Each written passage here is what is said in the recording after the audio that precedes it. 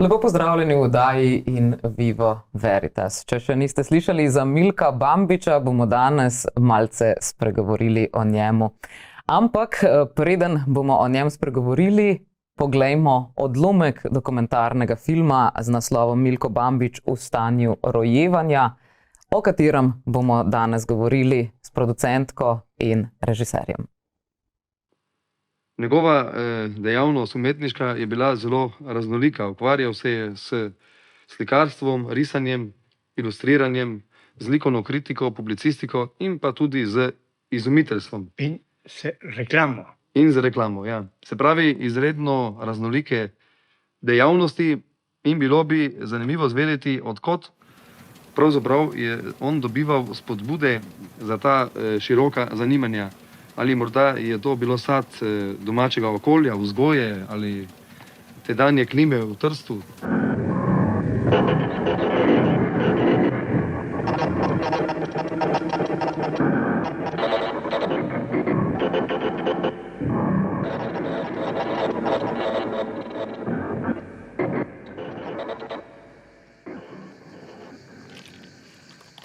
Tu je lep pogled na svet Ivan in se mi zdi, da je tudi tako primerna pozicija za to, da se pristopi k Milku Bambiču, ki je en tak lep lik v mojem življenju in tudi v življenju Trsta. Milko Bambič je bil seveda v svojem tesnem času z vojnami, ki so se odvijale, preganjanjem, utesnjen in tudi verjetno travmatiziran.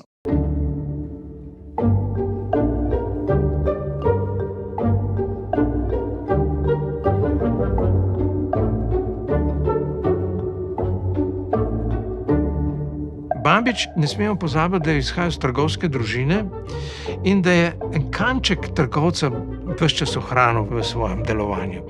Nikoli se mu ni zgodilo, da bi njegove ilustracije ali njegove zmožnosti ali njegove spretnosti v tisku, tiskarstvu, vedenju, poznavanju tehnologij in tako naprej, nikoli ni bilo brez plačila. On se je vedno dobro preživljal in bil, navsezadnje, en prvih ljudi, ki je napravil v modernem smislu logotip za Radensko Tri srca. Seveda se meri neto čas vsakemu. To pomeni od trenutka do prečka štartno ciljno črto do trenutka. Pri nas se je prvi strip narisal Milko Bambič in to je bilo leta 1927. Leta 1908 je pa v italijanskem časopisu Corriere dei Piccolo začel izhajati strip Bil Bol Bul. To je bil prvi italijanski strip, narisal ga je Attilo Musino. Musino je znan predvsem kot ilustrator Ostržka. Ta strip pa govori o črnskem dečku, ki je glede na svoje razpoloženje spreminjal barvo. To je bil tudi prvi strip v barvah.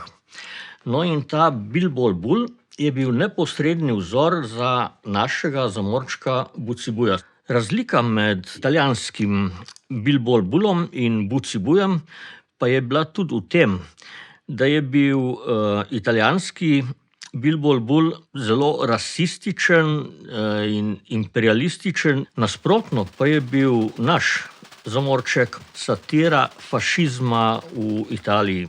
Tako pravkar smo videli odlomek dokumentarnega filma Milko Bambič v stanju rojevanja. Gre za zelo pomembnega ustvarjalca, ki je deloval na tržaškem ozemlju. Več o njem pa bosta povedala glavna ustvarjalca dokumentarnega filma, ki je svojo premiero doživel že v Trstu, kot tudi predpremiero v Gorici. Z mano sta namreč režiser in scenarist Radovan Čok ter producentka in soscenaristka Slađana Vide. Lepo pozdravljena. Pozdravljen. Torej, Milko Bambič, pravzaprav lahko bi rekli, da sta ga skoraj da izvlekla iz naftalina. Kako da sta se odločila, oziroma kdo je bil tisti, da ne rečem, ki je bil kriv za to, da je ta film sploh nastal?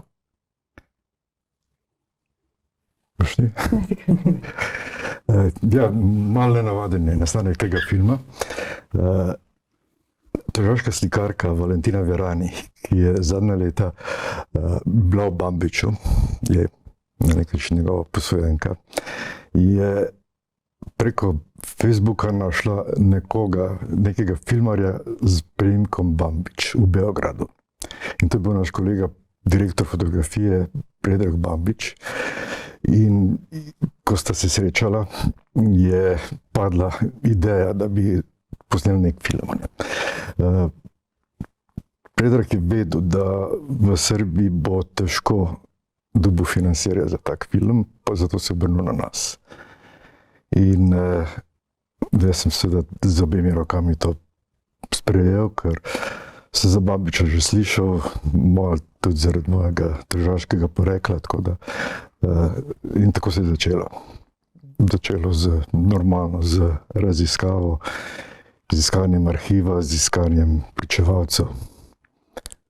Predrag Bambič je torej ali ni v sorodu z Milkotom? V daljnem sorodu pa je. No, super. Zdaj, premiera v Trstu se je že zgodila. Milko Bambič je vendarle preminul leta 1991. Se ga tam še spomnijo? Kako je bilo kaj na premieri?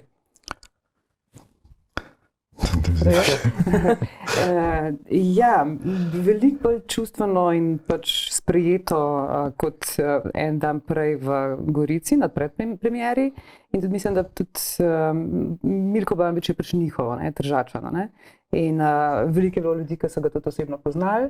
Poleg teh govorcev v filmu, ki nastopajočih, tudi drug pač krog. Tako da je bilo zelo lep dogodek, no, zelo lepo sprejet film. Zelo, ja. Kako pa je bilo zdaj z govorci, ki so bili v filmu? Dostikrat se potem zgodi, če je nekdo vendarle že umrl pred 30 leti, da mogoče potem tudi ljudje, ki so ga poznali, niso več med živimi. Je bilo težko najti govorce, ki so ga še poznali? Ne, v bistvu to ni bil tak problem, ampak ni bil to pač osnovni motiv filma. Se pravi, ne gre toliko za osebno zgodbo, tudi, ampak predvsem gre za to, da smo se poglobili bolj v temo pač umetnika kot takega, ki je na neki margini, hkrati pač meji, ki je pač zaradi tega več kulturnosti in pa naprej tudi bolj pretočna v tem kreativnem smislu. Po drugi strani on kot svojo osebnostjo zelo slikovito je bil interesanten že čisto iz tega vidika, se pravi čisto njegovega osebnosti. Hkrati je pa vrhunski ustvarjalec na določenih področjih, pionir, kot na področju stripa, oblikovanja in tako naprej, pač obdobju med obema vojnama, ki je bilo zelo plodno obdobje v tem umetniškem smislu. Kreativnem. Če se že dotikamo stripa, preden smo prižgali kamere, sta mi že zaupala, da v filmu imate recimo Iztoka Siterja, ki pravi, da je on narisal prvi slovenski strip. Ciril Horjak bi verjetno temu ugovarjal, ampak v filmu tudi slišimo, da Milko Bambiču menda niso niti pustili narediti takega stripa, kot ga je sam želel. Kaj je šlo narobe? Oblački, ne?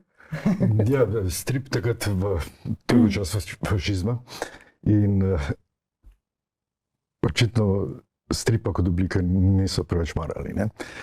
Izjema je bila, da je Mussolini dovolil Disneya delno, zato ker je bil njegovim vnukom všeč. Sicer je bil pa strip prepovedan. Tako da je nekako pretihotapil oblačke v tisti prvi strip.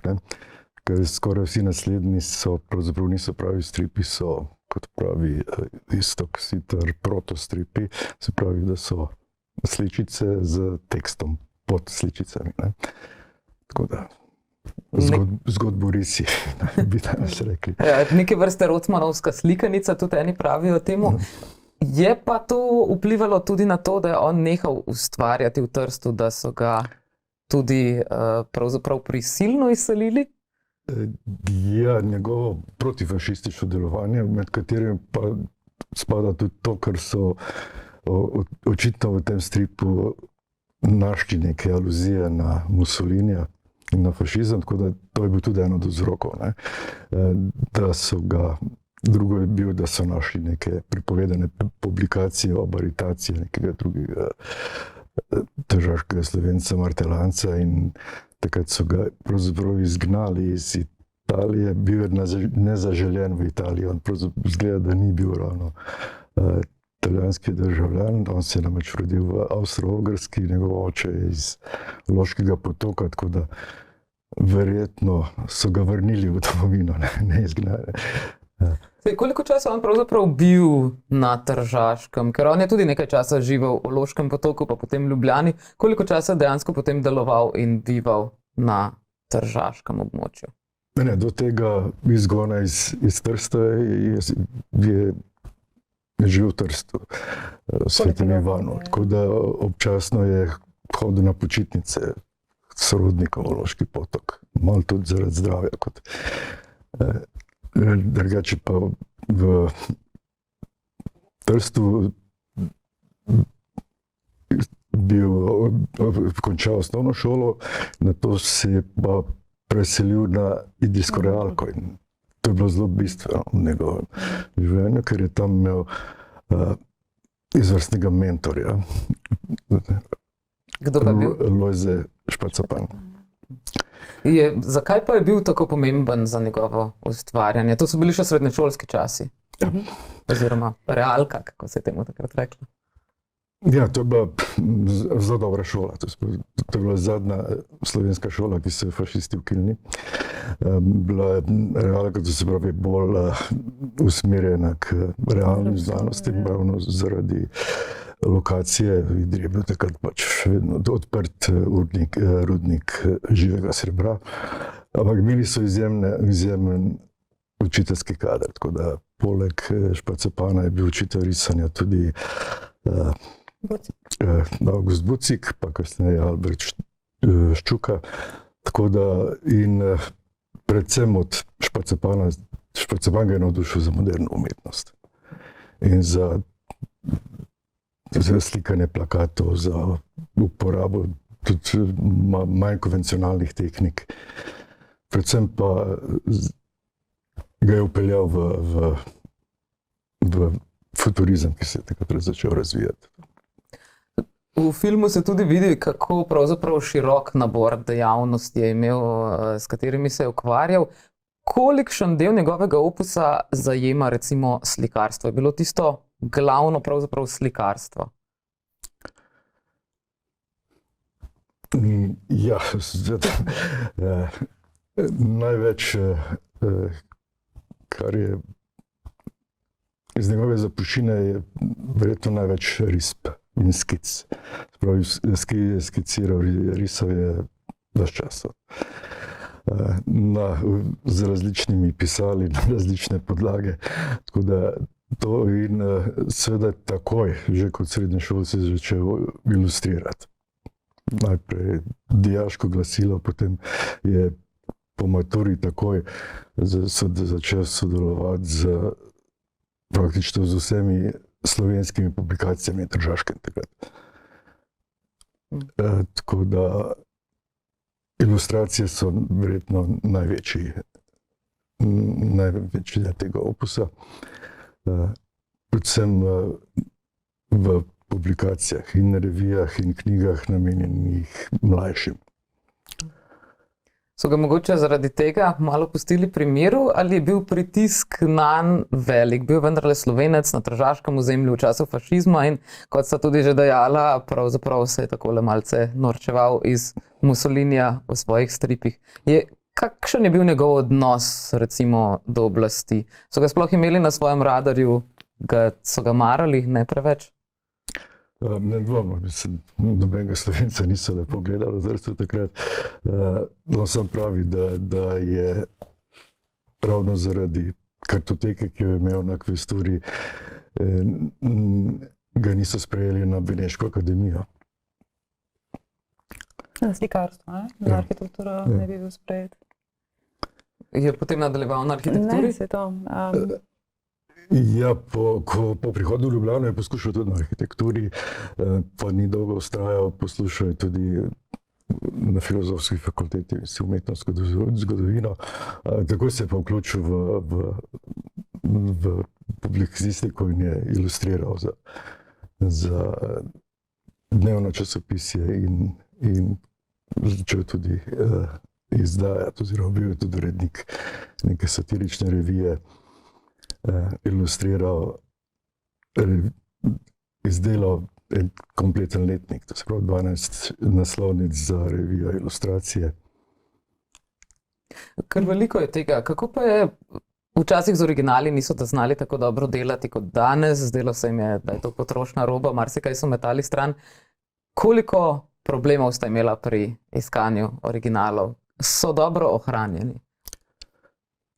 Originalov za ilustracije in za stripe nismo našli, mislim, da jih ni. In za oglase prav tako.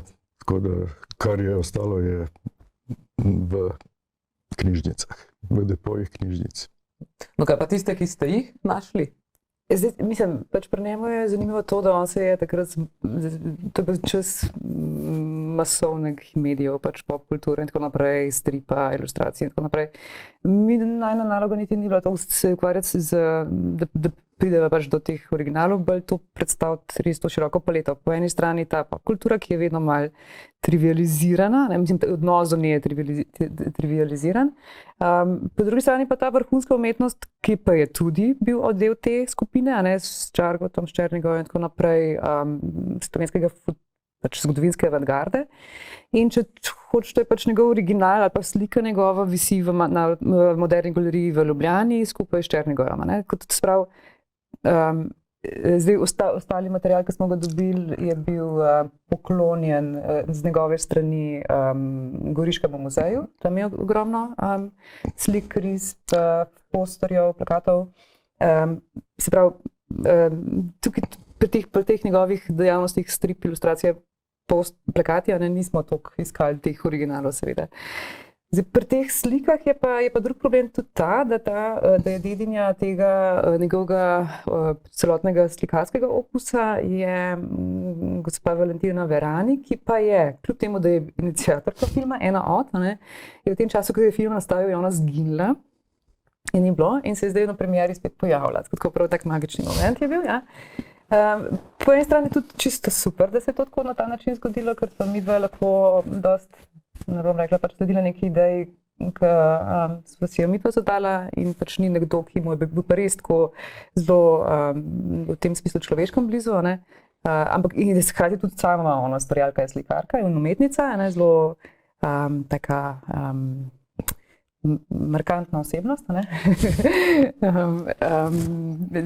tako da pač pri njej je veliko teh tudi njegovih originalnih del. Kako pa je z videomaterialom? Ker tudi videomaterialov je, to sta verjetno tudi kar precej morala po kakšnih arhivih brskati.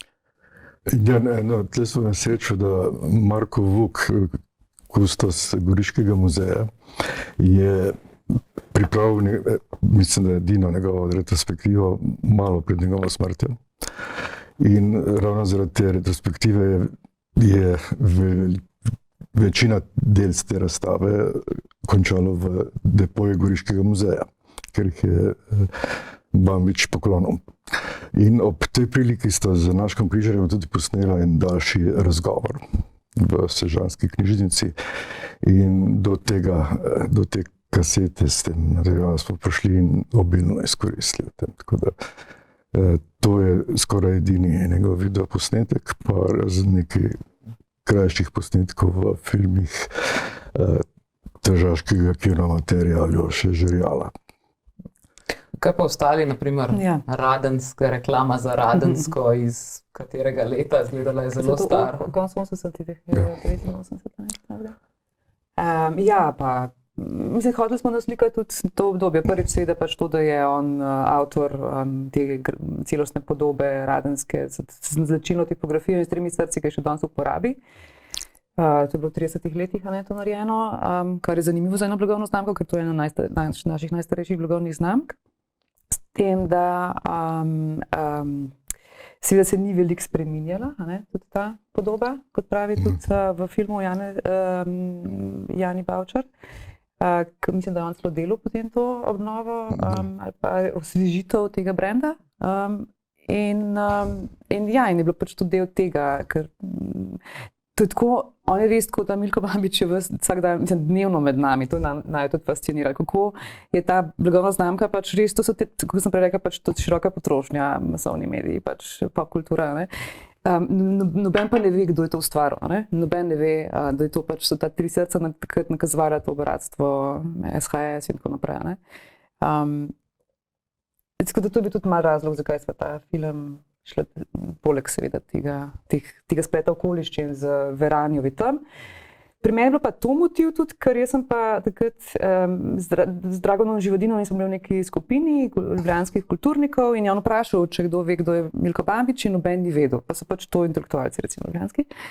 In jaz sem pa vedela slučajno, ker smo se ravno začeli pogovarjati o Milko Bambiču, ker tudi predtem nisem vedela, kdo to je.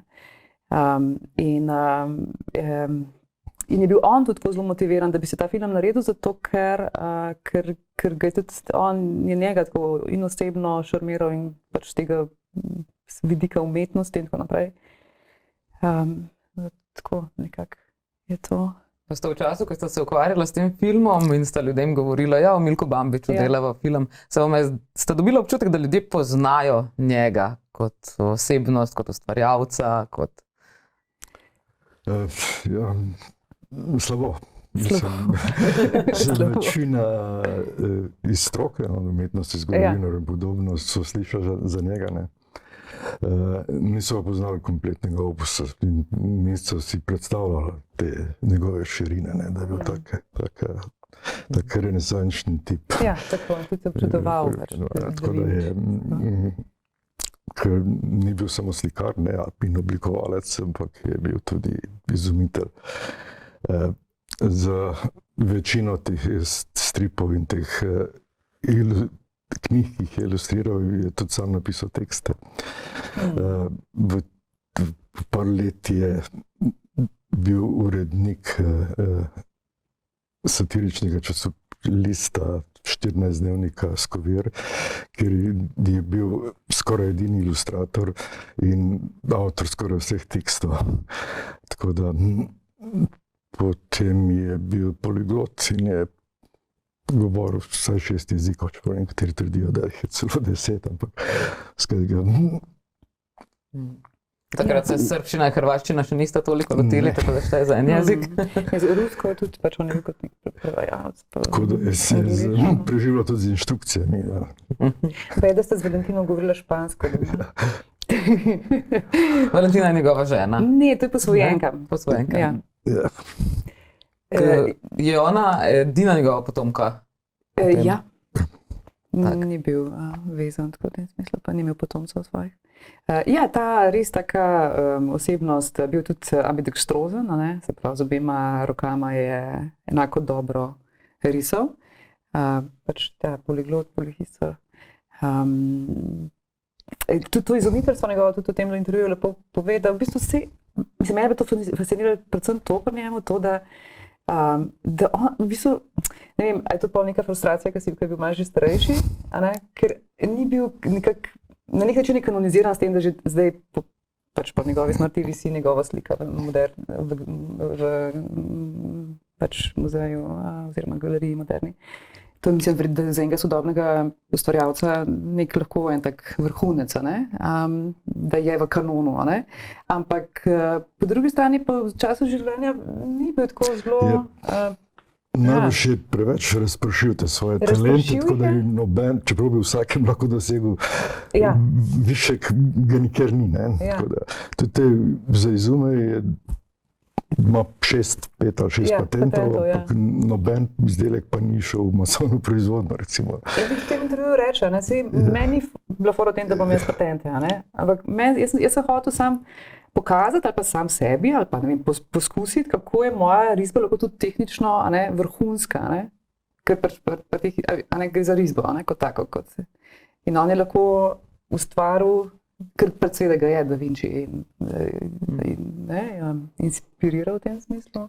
Zadnja leta predvsem sem skiciral vedno vsakogar, v vsaki priliki je zelo hitro narisal, zelo prepričljiv portret. Ali tudi na ovojnem papirju z kemičnim svinčnikom pa s flomastrom. Je pa se v zadnja leta posvetil predvsem kritiki na Tržaškem, tako da in je bil stalen gost na razstavah in slovenskih in tržaških italijanskih slikarjev. Tako da v filmu smo zato uporabili njegovo kritiko oziroma opis kraljevih fresk za slovenski radio v Trstu, tako da smo tudi ta aspekt pokazali na ta način. Marketinarja. Glede na to, da je bil tako prisoten na vseh teh razstavah, ste ga mogoče kdaj srečali sami? Ja, sem ga, ker je bil skoraj eden gost piranskega ekstempora, pa tako da se spomnite. Tudi v času, ko je bila že meja, je prihajal čez njo. Ja. No, mislim, sej. Tudi prej je bila že meja, ampak se pravi, on recimo, glede na to, da se njegov priimek konča s čajem in da je živel v teh časih, so njegov priimek kdaj hoteli mogoče spreminjati? Ja, ne, takrat v času spreminjanja so ga prej izgnali, prej da so uspeli spremeniti. Verjetno so ti neki uskoški, ne priimki, kako? Ker se ne vem, ko se je v Trstu, se je verjetno več tega, a se to kdaj poskušali spreminjati? Ja, seveda, fašisti so vse slovenske priimke, če se ne da spremeniti. Glede na to, da ste naredila film, tudi on sam se je udejstvoval v filmu, ampak to je bilo pa precej krajše obdobje, kaj ne? Tega ni delal celo življenje ali pač? Mislite film? Ja. Ja, film je očitno zanimal že, ker sem v nekih intervjujih tam iz 30 let tudi razbral, da bi ga zanimala tudi filmska inscenacija, tako se je izrazil, in da je malo naveličan že vseh teh ilustracij in slikarstva tudi. Tako da v drugi strani strip pa film imata veliko skupnega, tako da in že pri stripih je pokazal, da mu ta pripoved, vizualna pripoved ni tuja, tako da v stripu vidimo to in ritem z različnimi izrezi in montažo. Tako da filma se je tudi zares dotaknil tik pred drugo svetovno vojno, ker je v Ljubljani srečal srpskega režiserja, pionirja srpske kinematografije Mika Đorđevića, ki je takrat snemal enega svojih najbolj znanih filmov, turistični film o Jugoslaviji, pod nebom Jugoslavije, in očitno sta se takrat srečala v Ljubljani, sta bila skupaj tudi na Bledu in čez nekaj let je Mika Đorđević ustanovil filmsko hišo Jugoslavija Film v Beogradu in povabil Bambića k sodelovanju.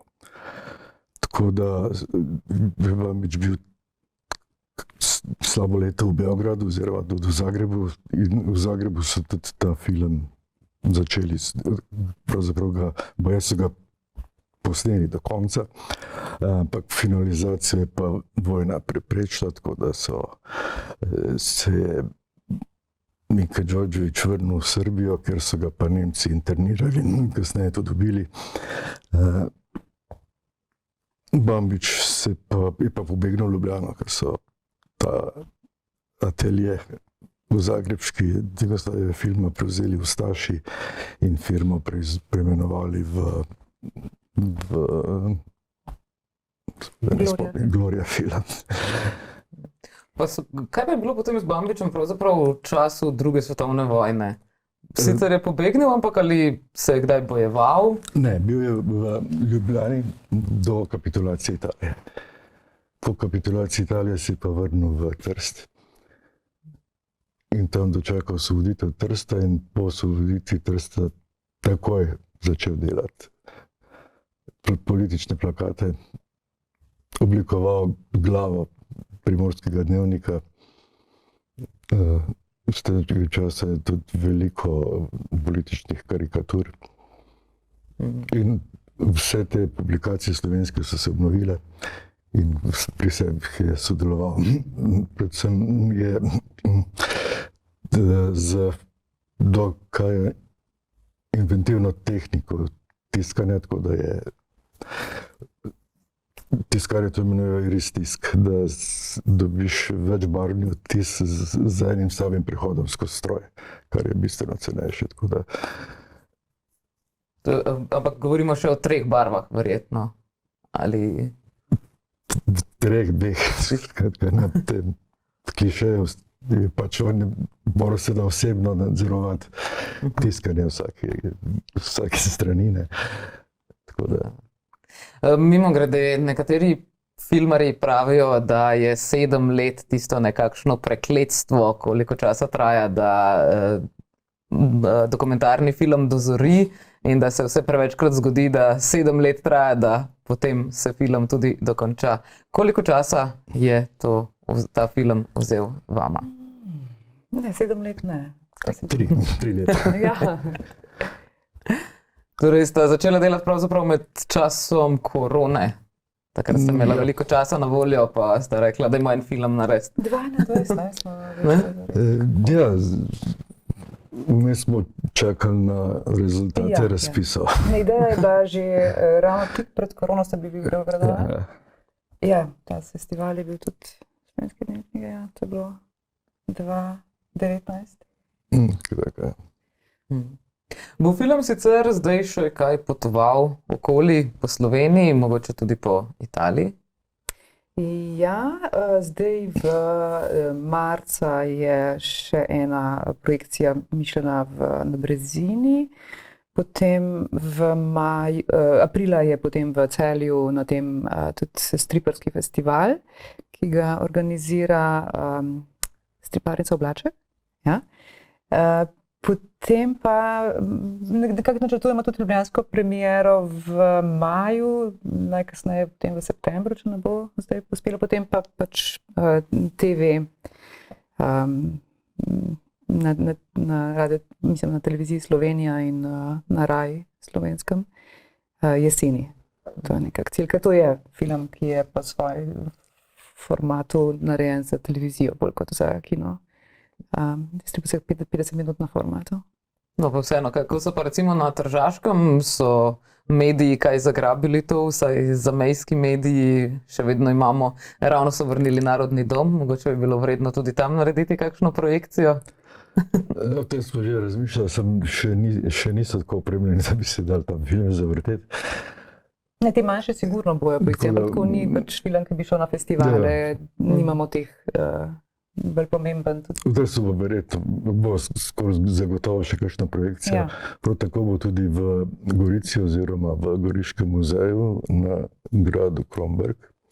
To smo pač dolžni, ker nam je Goriški muzej pač dovolil dostop do teh njegovih del. V Kopru se tudi načrtujemo, verjetno se bosta obe projekciji zgodili tam blizu rojstnega dneva Milka Bambiča, to je pa 19. april. Letos še? Ja.